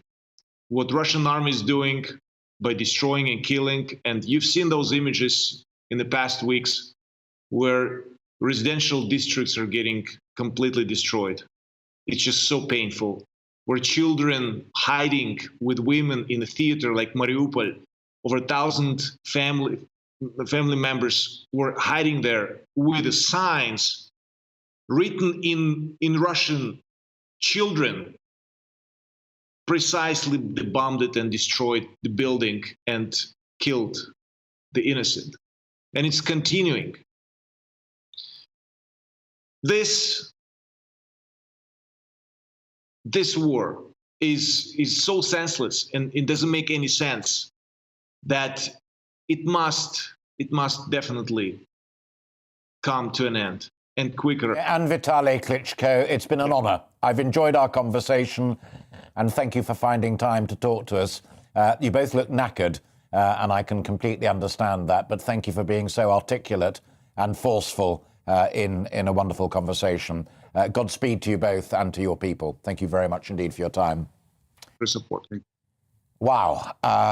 Two remarkable gentlemen. Joining me now is Sir Tony Brenton, former UK ambassador to Russia. Tony, thank you very much for finding time for us. I mean, genuinely extraordinary conversation with those two. But at the pounding heart of it, there's something unique about the people of Ukraine fighting for survival against a man they see as being a liar, a cheat and a fraud. They got it right, didn't they? Yeah, no, it's been a complete shock for Putin and for the Russians as a whole, how vigorously Ukraine has fought. The expectation when Putin sent his forces in was that, at least in the east of the country, they would be greeted with flowers and, kisses, which of course didn't happen. And they were pretty confident that even if that didn't happen, their massive armed forces would very rapidly overcome the much less well-equipped Ukrainian armed forces. And that also has not happened. And the reason why it hasn't happened, well, I put down two rather obvious reasons. Firstly, the fighting spirit of the Ukrainians defending their own country, as demonstrated by the Klitschko brothers that we've just seen. And secondly, the war leadership of Zelensky, who's been a fantastic leader and puller together of the Ukrainian national will, drawer in of support from all around the world, in particular from the UK, and has done much, much better than anyone expected. Tony, do you think that Putin is still in control? Because there is talk of the FSB, the spooks turning against him, the generals being unhappy, people not being seen for ages. Is he still in command?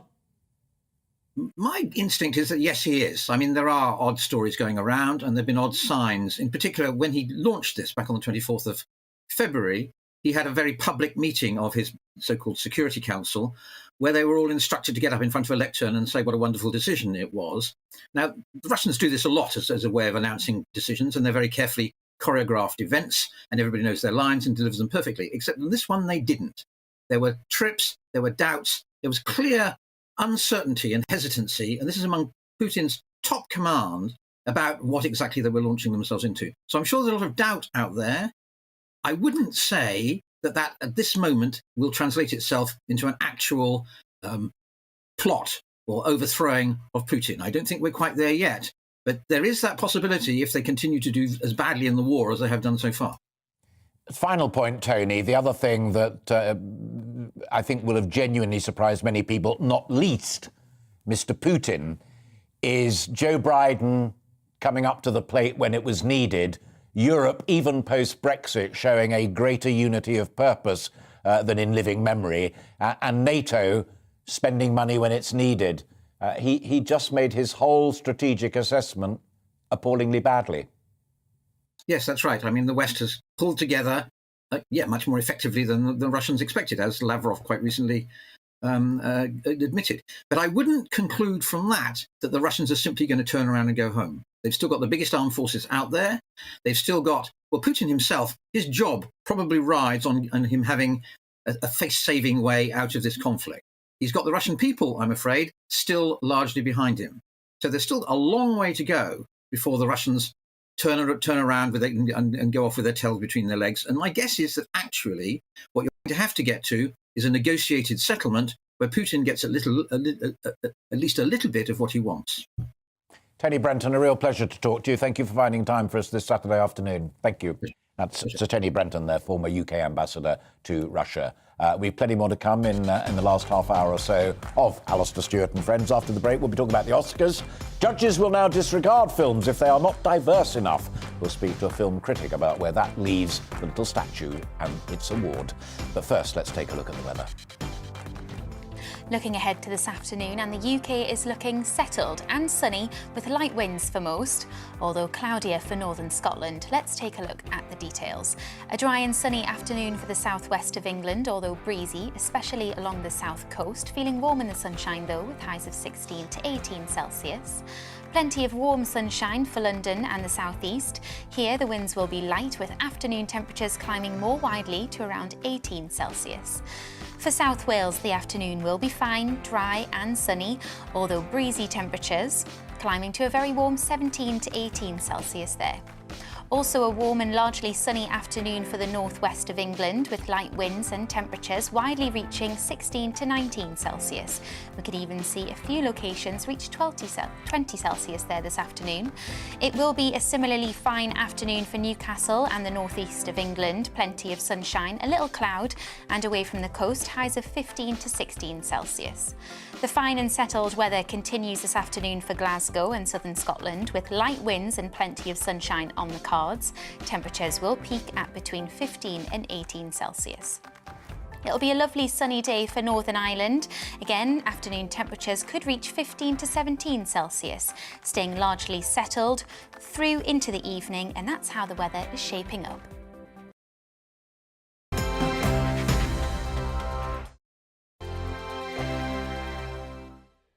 GB News is the UK's home of discussion and debate from all perspectives. To stay up to date on the latest stories, make sure that you subscribe to the GB News channel right here on YouTube. You can watch us live 24/7 across the whole world. You can also check out exclusive content and catch up on previous episodes of your favourite shows. Every day, we ask the questions that you'd ask, so why not add your voice to the conversation in the comments section? Don't forget to subscribe. We are GB News, Britain's news channel.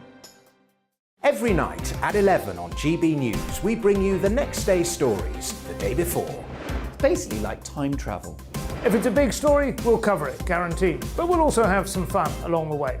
Big opinions, big laughs. Sometimes big hair. This is Headliners, the paper review show that won't send you to sleep like the others will. 11 p.m, 7 nights a week. Join us.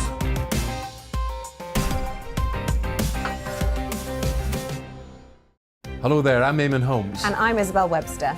And we hope you can join us for Breakfast with Eamon and Isabel. You make me laugh out loud, belly laugh. Is that important first thing in the morning? Yeah, absolutely. And there's me trying to be deadly serious. News is a serious business. Yeah, I have to rein you in sometimes. Well, it doesn't stop us laughing at it. It doesn't stop us having an opinion on what's going on. Yeah. And it certainly will not stop us reflecting what you think. Weekdays from 6 to 9:30 on GB News. I'm Dan Wootton. Join me Monday to Thursday from 9 to 11 for the feistiest and most fun news debate on TV, where free speech reigns. I'll bring you a sharp take on the day's biggest stories, bombshell newsmaker interviews, and A-list guests. And I guarantee you, no spin, no bias, no censorship, and no reason to go to bed. That's Dan Wootton tonight, Monday to Thursdays from 9 on GB News.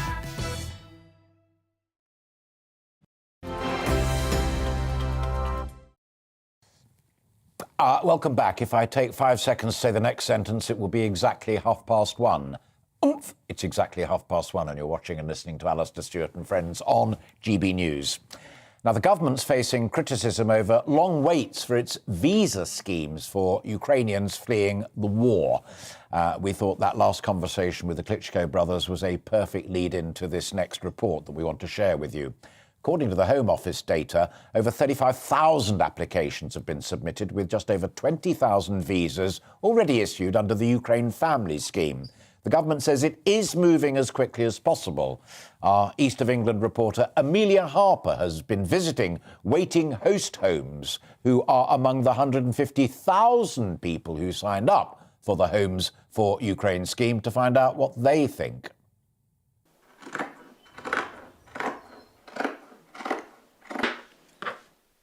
Millions of Ukrainians are being forced to cut ties with life in their country.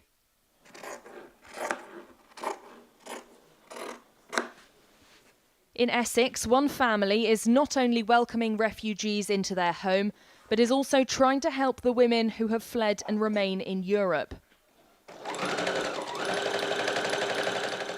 From their dining room, volunteers from the Pachamama project make reusable period products. Founder, student Ella Lambert is taking them to the Ukraine-Poland border. When there's a catastrophe, when there's a crisis, a humanitarian crisis, period poverty is sort of on the bottom of the priority list. Unfortunately, people rush to support people with shelter and medicine and food, which is obviously, extremely important. But they forget about what happens to women when, they've had to leave everything. I imagine we'll be taking between 2,000 to 4,000 pads, at least initially, which is about 250 to 500 people. While Ella prepares for the trip, her mother Heidi is preparing to host refugees. Well, you watch the news every day and it's absolutely devastating. And you think, well, if I was in that situation, I really hope someone would open their door to me and my family. You do coloured ones and I'll do Ukrainian. Yeah. No one should do this lightly, and you have to assume that the people coming to stay with you are going to have been through the most unimaginable things. They will have experienced trauma, and just be prepared for that. It's something that Elaine Cully from Hertford has also had to consider. We have the space in our home, but we also have the space in our head to deal with our guests when they get here. So we thought we'll give a little, and hopefully that will mean something big to someone. A mother and daughter are set to join them in the UK, but organising their arrival hasn't been straightforward. The visa application forms are not designed for people who don't have the native tongue of English. That has been quite difficult, trying to explain what various questions mean and what kind of answers we need to get. To be fair, everyone we have contacted have been really helpful, but not helpful because they don't have the information. So we're kind of in this limbo stage and just waiting to see what happens next and how we do it. For hosts like Heidi and Elaine, still a waiting game, keeping a close eye on new family members as they travel from Europe to the UK. Amelia Harper, GB News. Now, you've also been getting in touch on one of our big topics of the day, the aftermath of the spring statement. I'll be talking to Ian Duncan-Smith in just a moment, but just a fascinating taste, given particularly what Charles Lewington was saying at the top of the programme. Mel sent this message. I thought the spring statement was good and very fair. Rishi Sunak helped millions all through COVID-19. Been amazing, really. Now we lead the G7 in economic growth. And from Mike, Rishi's done good work under the furlough scheme, but this week he didn't go far enough. A 5p reduction in duty was meaningless when costs have been 10 times that. But the national insurance threshold increase was good. A 1p tax drop in 2024 won't help people now and is viewed as a cheap bribe. Those two, I think, capture quite a lot of the other ones that you've been sending in as well. So thank you to Mel and to Mike. You're watching and listening to Alistair Stewart and Friends. We've plenty more still to come in the last 26 minutes of the programme. I will be speaking to Ian Duncan-Smith, the former Secretary of State for Work and Pensions, to ask what he makes of the spring statement. And I'm also delighted to be joined by the chair of the Defence Select Committee, Tobias Elwood. But first, let's bring you right up to date with all of the news headlines. Here's Bethany.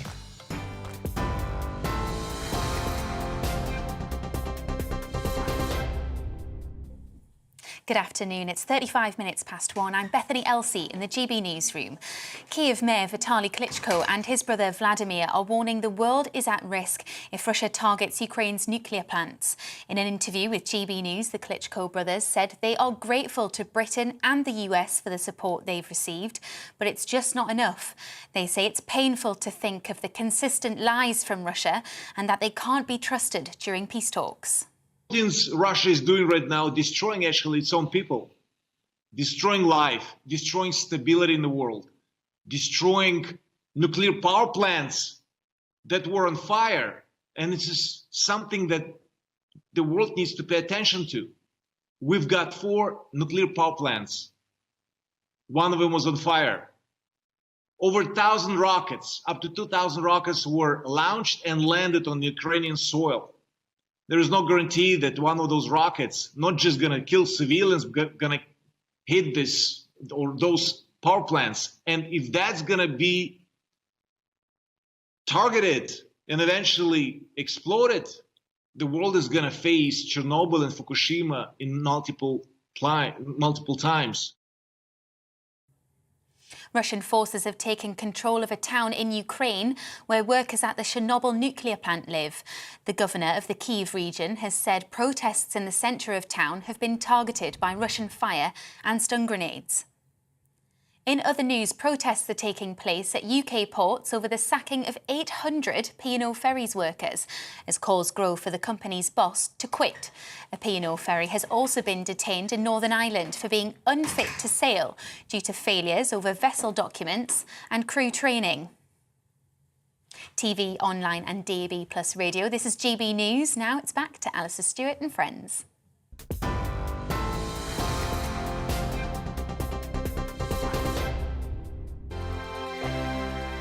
GB News is the UK's home of discussion and debate from all perspectives. To stay up to date on the latest stories, make sure that you subscribe to the GB News channel right here on YouTube. You can watch us live 24/7 across the whole world. You can also check out exclusive content and catch up on previous episodes of your favourite shows. Every day, we ask the questions that you'd ask, so why not add your voice to the conversation in the comments section? Don't forget to subscribe. We are GB News, Britain's news channel. Every night at 11 on GB News, we bring you the next day's stories the day before. It's basically like time travel. If it's a big story, we'll cover it, guaranteed. But we'll also have some fun along the way. Big opinions, big laughs. Sometimes big hair. This is Headliners, the paper review show that won't send you to sleep like the others will. 11 p.m, 7 nights a week. Join us.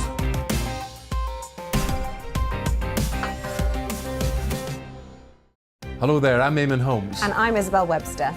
And we hope you can join us for Breakfast with Eamon and Isabel. You make me laugh out loud, belly laugh. Is that important first thing in the morning? Yeah, absolutely. And there's me trying to be deadly serious.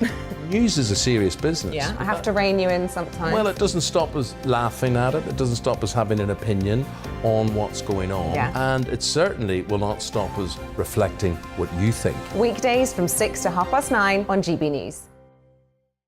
I'm Dan Wootton. Join me Monday to Thursday from 9 to 11 for the feistiest and most fun news debate on TV, where free speech reigns. I'll bring you a sharp take on the day's biggest stories, bombshell newsmaker interviews, and A-list guests.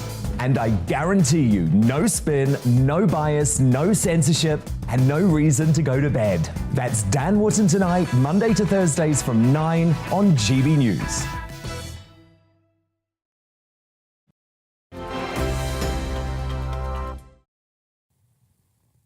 Welcome back. It is just coming up to 20 to 2 and you're watching and listening to Alastair Stewart and friends here on GB News.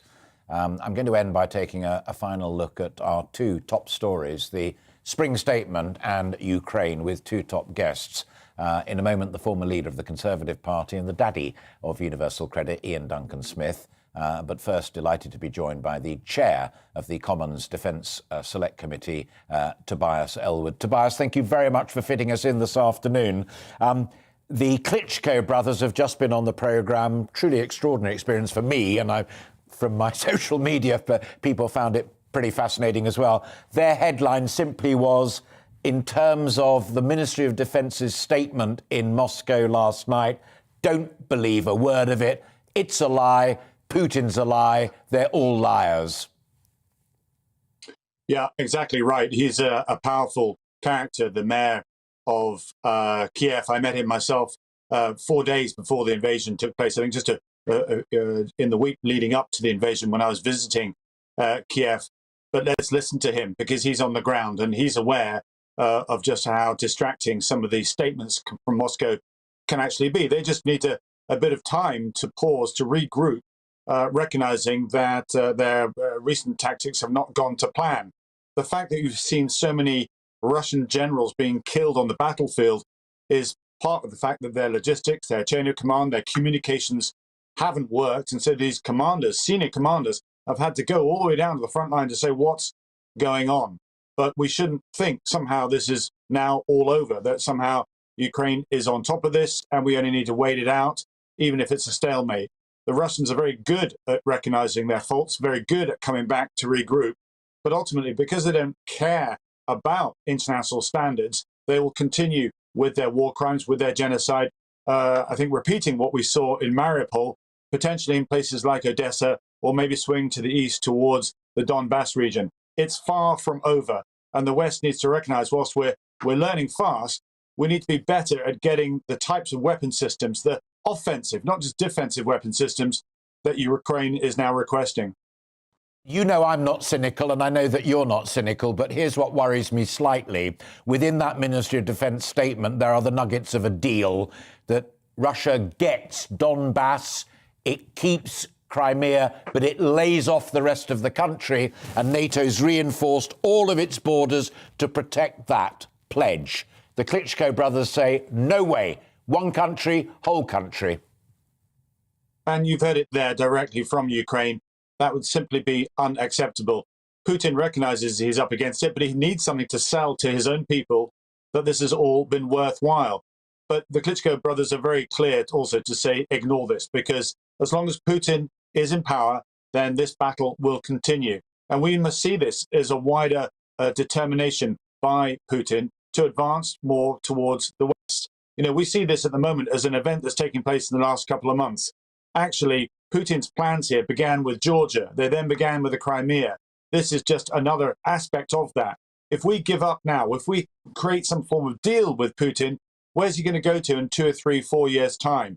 So this must be a wake-up call for the West. We're at a turning point here in standing up to Putin. We either do this properly and work with the Ukrainians, or I'm afraid the European security will change for the foreseeable future over the next decade.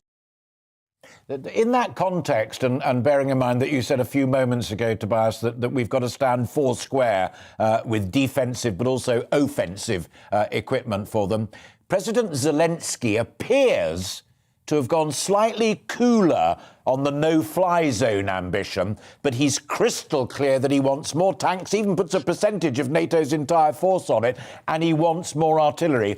How confident are you as the chair of the Select Committee that Ben Wallace, that Boris Johnson and across the water, Joe Biden and Tony Blinken will provide that?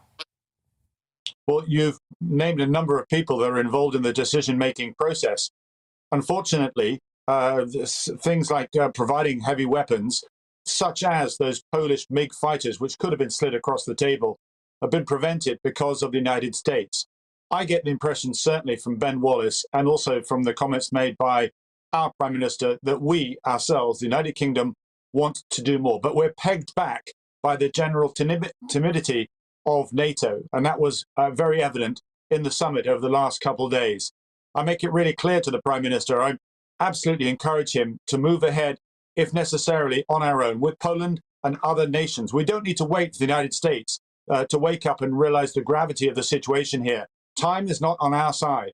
Whilst the sanctions themselves will put huge pressure on Putin in the long term, as long as he's in the Kremlin, he will continue to pummel Ukraine. And it's up to us to stand up. We've left right now the Ukraine to do all the heavy lifting. We're providing some weapon systems, but it's far from over. So I really do encourage the Prime Minister to lean into this and not be held back by other more hesitant nations. Tobias, great to talk to you always. Thank you very much for finding time for us this Saturday afternoon, and keep in touch. Always happy to have you on board when you can spare the time. Thank you. That's Tobias Elwood, the Conservative Member of Parliament for Bournemouth and chair, one of the two Conservative Members of Parliament for Bournemouth, I should say, and chair of the Defence Select Committee. And I'm delighted now to be joined by the other gentleman. He's on the phone, which I'm sure, and there, that's a lovely still picture of him if you're watching at home, and if you're on radio, there is now a large picture of Ian Duncan Smith up on your screen. Ian, sorry we can't do it by telly, but thank you for getting round it via the phone. First, a genuinely straight question. What, in your view, were the good bits of the spring statement? Well, first of all, can I just say I'm campaigning, which is why it's very difficult, because I'm on the road, literally by the side of the road. So my apologies for not having a picture. The second thing is that I got back from Lithuania, so I have a couple of thoughts from them on the border with Belarus. But on the spring statement, I think the number one thing was that the Prime Minister of the government, the Chancellor, have recognised that we are facing a growing crisis, a cost of living crisis. And he stepped in to try and deal with elements of that, which is really, really important. Now, we can debate whether he's gone far enough, but at least what they've done to begin with is to say, right, we're going to cut the fuel duty. That was the best thing. And the other one was VAT on energy. And the key thing here is these are very important, but I believe there is more to do. Specifically on that, and I don't know if you're aware, but two people you know very well, Peter Lilly and Charles Lewington, were both on the programme earlier on. And I put it to them, and they didn't demur, that it's a good thing to increase the amount of money someone can earn before they pay national insurance, but a bad thing then to hit them with a higher rate when they're up against the biggest cost of living crisis all time. You're on record as agreeing with the second part. Do you agree with the first part as well? Yes, I mean, I've said all along that my personal view is the government's receipts now are greater than they expected, partly because of inflation, but also because the growth in the economy was greater over the last 12 months. That's given them the headroom, I think, enough in the bank, as it were, not to have to raise national insurance. I've already said this before. I think we should postpone or even cancel that tax rise. They've got enough headroom to pay for what they need to do, which is getting the NHS on their backlog sorted. And I don't think that putting taxes up right now should do. I think the biggest threat we face, not just in the UK, not a UK problem, it's a global problem, is stagflation. We're all both old enough to remember the 1970s and the fuel crisis, which led to a form of stagflation, which is where inflation goes up, but growth falls.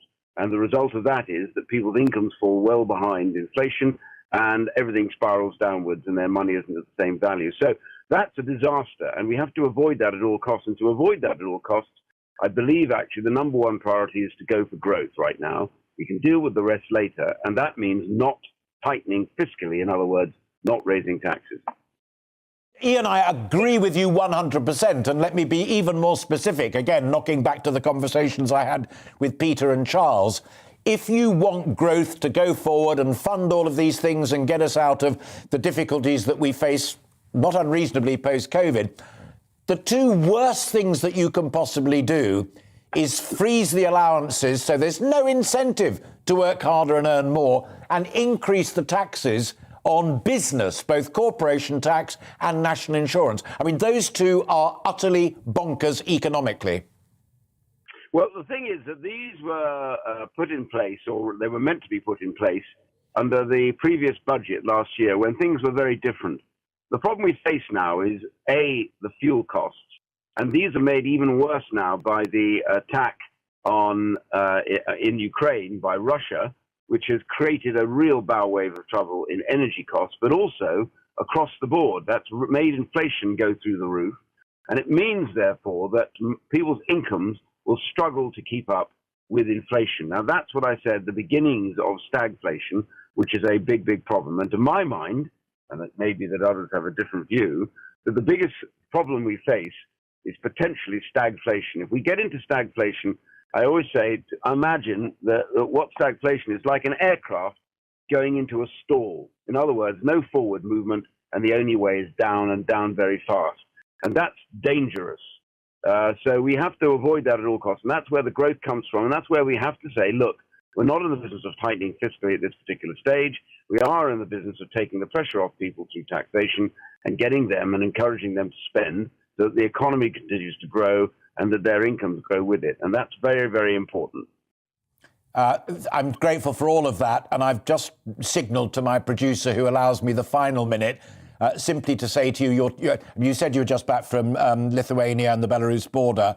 1 minute, your take, Ian Duncan-Smith, on the situation in Ukraine. Literally a minute, Ian.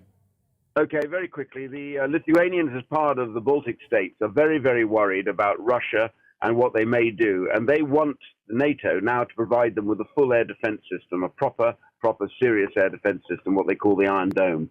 I'm relaying that message back to the government. They're very pleased with the UK. They say the UK and Boris Johnson has led, but they need now to have that absolute security of a proper, serious, full-time air defense system. Finally, did Lithuania look like a very well-defended country or a potential war zone?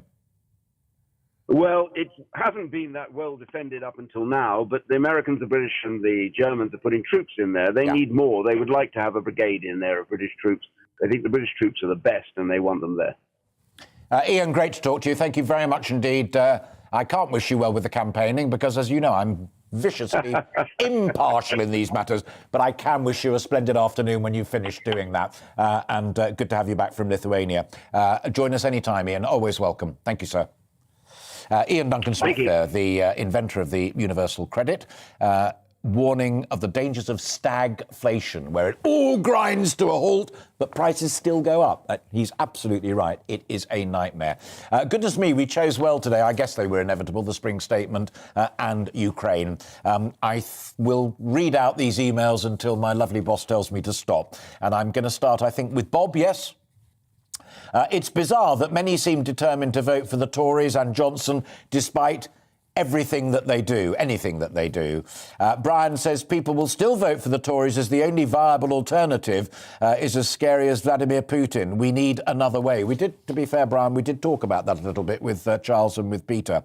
Mark comes in, but why not? Let's all pay for kicking the can down the street for our children and our grandchildren to pick up these mountain bills to pay, something that Peter Lilly cautioned very strongly against, Mark.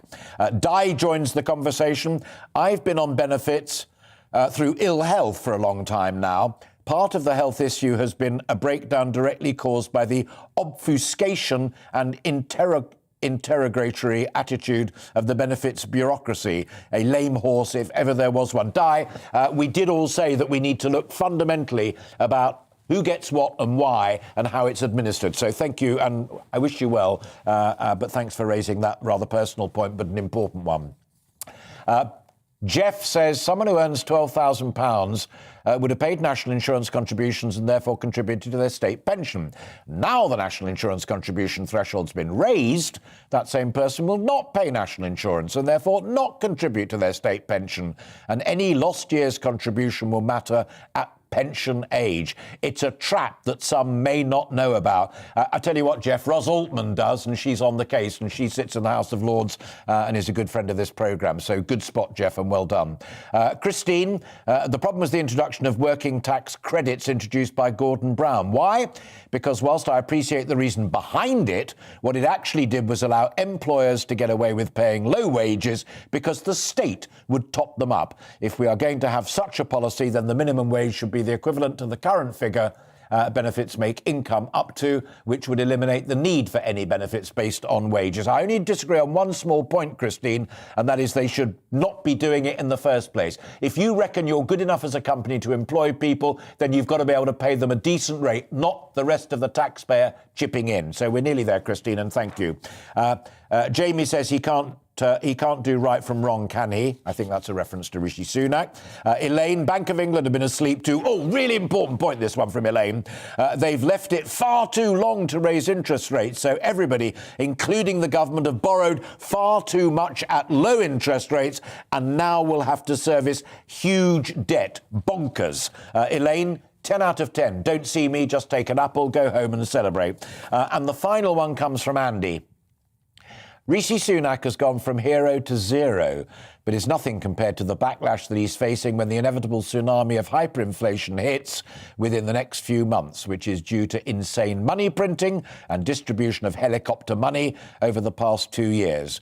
People will be baying for his blood, as well as Boris Johnson's, with his destructive zero-carbon policy, particularly younger people who have never experienced the 70s and 80s and thus have never really known those financial hardships and mass unemployment. I think he can probably kiss his PM ambitions goodbye, as the British public don't easily forget and will never forget his lack of support in this mini-budget to cushion what else is about to hit. I'll tell you one final thing, Andy. They'll also never forget what he did do with your money during the pandemic. It's all about balance. That's all we have time for. I'll be back tomorrow, 12 o'clock, Sunday. Till then, a very good afternoon to you. Bye-bye. Looking ahead to this afternoon, and the UK is looking settled and sunny with light winds for most, although cloudier for northern Scotland. Let's take a look at the details. A dry and sunny afternoon for the southwest of England, although breezy, especially along the south coast. Feeling warm in the sunshine though, with highs of 16 to 18 Celsius. Plenty of warm sunshine for London and the southeast. Here the winds will be light, with afternoon temperatures climbing more widely to around 18 Celsius. For South Wales, the afternoon will be fine, dry and sunny, although breezy temperatures, climbing to a very warm 17 to 18 Celsius there. Also a warm and largely sunny afternoon for the northwest of England, with light winds and temperatures widely reaching 16 to 19 Celsius. We could even see a few locations reach 20 Celsius there this afternoon. It will be a similarly fine afternoon for Newcastle and the northeast of England. Plenty of sunshine, a little cloud, and away from the coast, highs of 15 to 16 Celsius. The fine and settled weather continues this afternoon for Glasgow and southern Scotland, with light winds and plenty of sunshine on the cards. Temperatures will peak at between 15 and 18 Celsius. It'll be a lovely sunny day for Northern Ireland. Again, afternoon temperatures could reach 15 to 17 Celsius, staying largely settled through into the evening, and that's how the weather is shaping up. Join me, Anaya Falarin Iman, for the discussion every Sunday at 3 p.m. here. From big ideas to questions shaping the public conversation, we tackle the moral, cultural and political implications of news stories. We need to share this conversation democratically. It has become so toxic, this debate. They relish this kind of discourse. From fascinating guests to challenging ideas, you won't want to miss it. The discussion